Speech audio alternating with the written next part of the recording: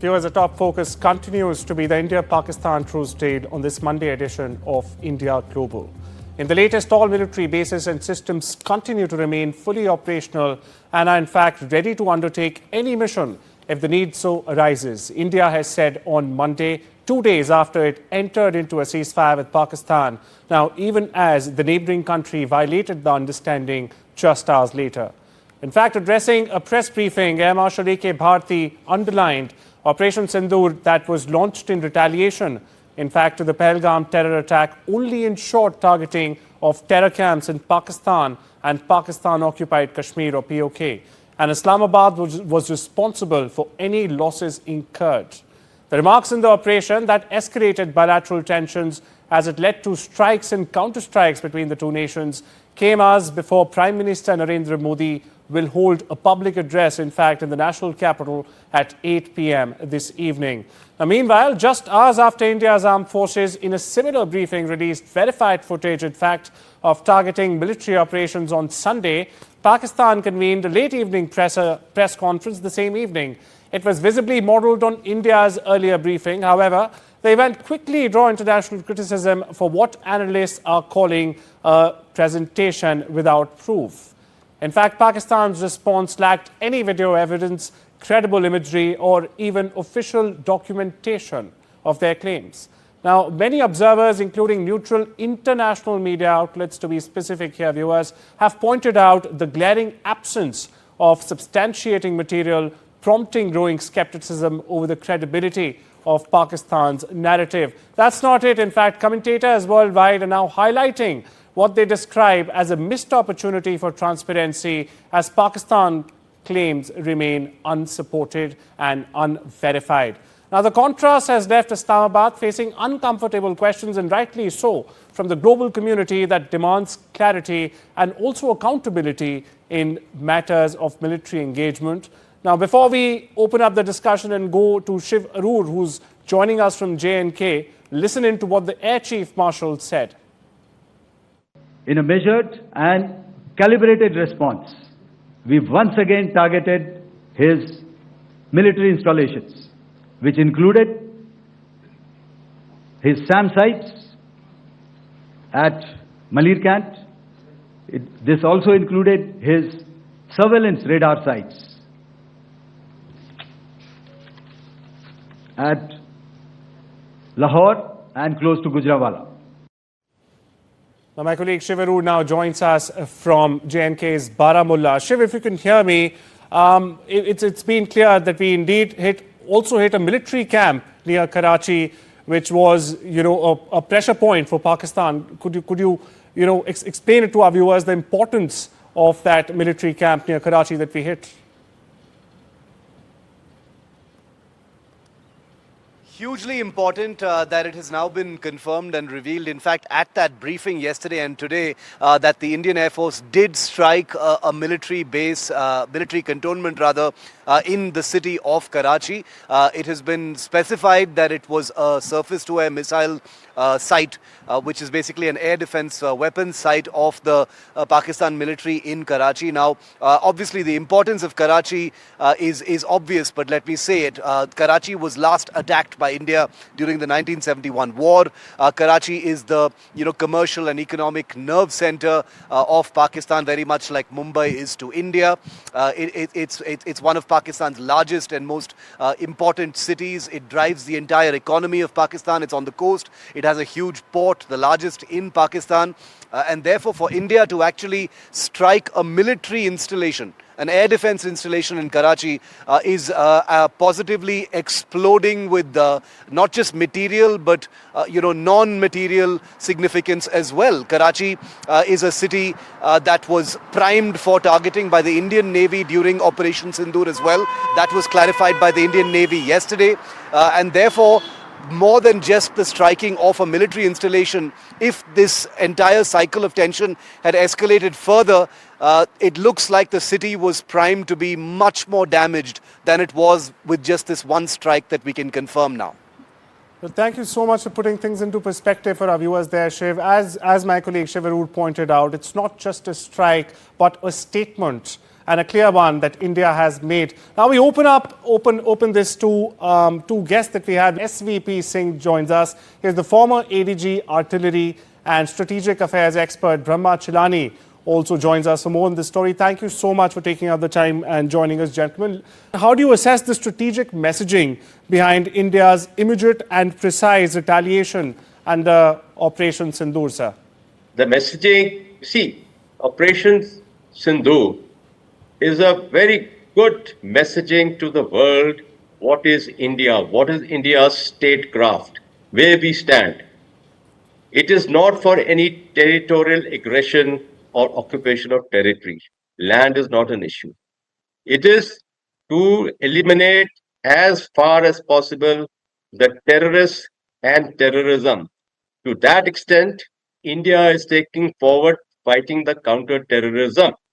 And in this, I feel that India, in doing so in Pakistan, which is the epicenter of terrorism to the world, is fighting this battle or this war on behalf of America, Europe, all these countries who have been subjected to terrorist acts time and again, and the roots of those have been identified to friend Pakistan.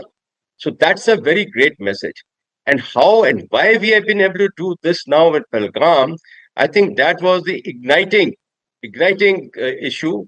The Pahalgam, very tragic issue where so many of our people were killed, was that the gentleman who's running the country, General Munir, he overextended, he's overarched himself, and the way he addressed the repatriates of Pakistan, it raised the violence within the people and the terrorists who are there, and it has led to this action. But why has he done so? It is not merely the terrorist action. If I had to assess it, it is perhaps a little of a copy from the Hamas, which they did. And second is, what Hamas did was to highlight to the world once again, bring to fore the Palestine issue. Now, Pakistan has been hit by the Article 370 abrogation, and India has made good efforts to get normalcy in Kashmir. And the last of it has been the elections.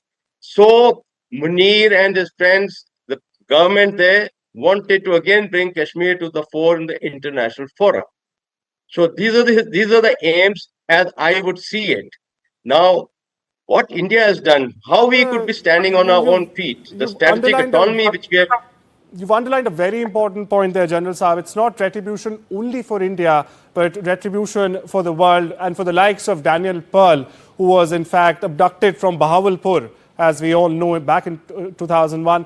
Mr. Chellaney, I'd like to come to you now, sir. This is not only not only warfare, but it's also a credibility war, a global credibility war that's been going on between the country. Now, in light of Pakistan's recent press conference lacking evidence and has been also slammed by international media outlets, how does this, in your vision, affect Islamabad's global credibility on the whole?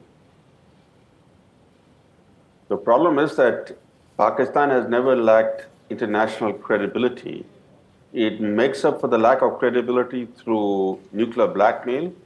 And in the present case, what happened, according to American media reports, that after India hit the airbase in Rawalpindi, known as Noor Khan Air Base, which is close to the command and control center, in charge of Pakistan's nuclear weapons.